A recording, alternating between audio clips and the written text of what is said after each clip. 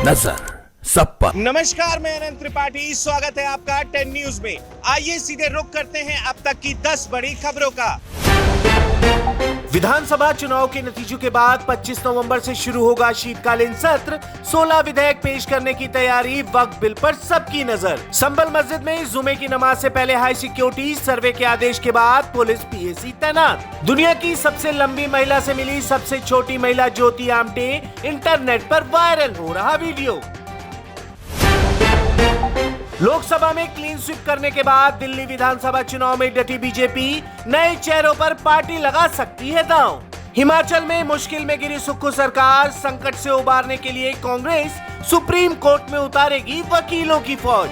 UP में लेखपाल से लेकर तहसीलदार तक आउटसोर्स से भर्ती, अखिलेश यादव और सांसद चंद्रशेखर बड़के अधिकारियों का जवाब, सपा शासन से लागू है संविदा कर्मी की भर्ती। सनातन बोर्ड की मांग जायज, धीरेन्द्र शास्त्री की हिंदू एकता पदयात्रा में शामिल हुए दिग्विजय सिंह के बेटे जयवर्धन। मथुरा में धर्म संसद का आयोजन, कृष्ण जन्मभूमि परिसर से शाही ईदगाह, मीना मस्जिद हटाने का प्रस्ताव। उत्तर प्रदेश में पहली बार छोटे विमानों से यात्रा कर सकेंगे पर्यटक, मिलेगी 8 सीटर विमान की सुविधा।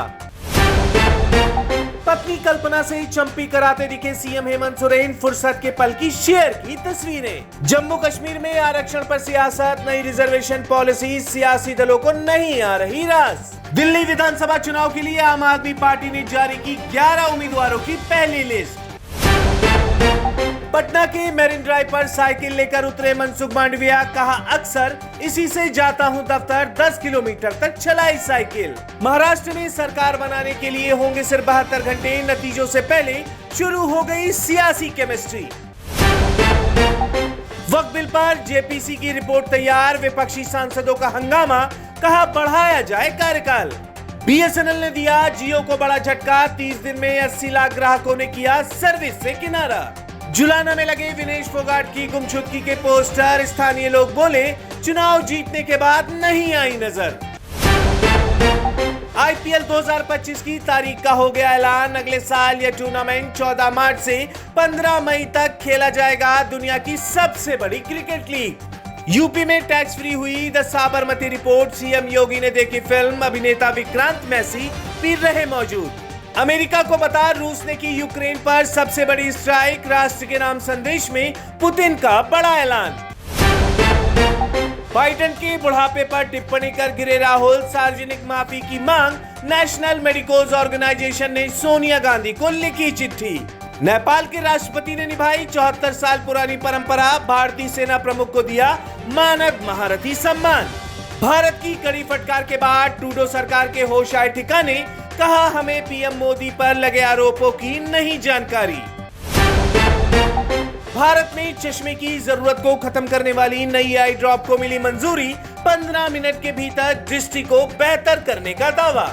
सर्दी, खांसी और बुखार में पैरासीटामोल आपकी पसंदीदा दवा है तो विकल्प तलाशने का समय आ गया है।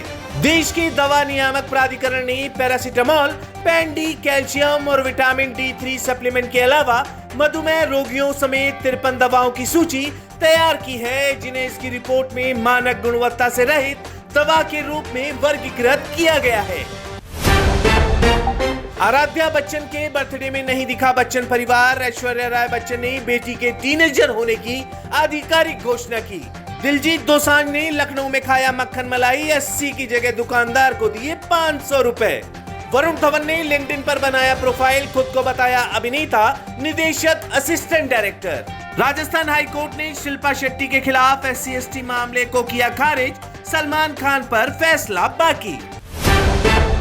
तो ये थी अब तक की 10 बड़ी खबरें। देश विदेश की और भी ताजा तरीन खबरों के लिए देखते रहिए 10 न्यूज। नजर सब पर।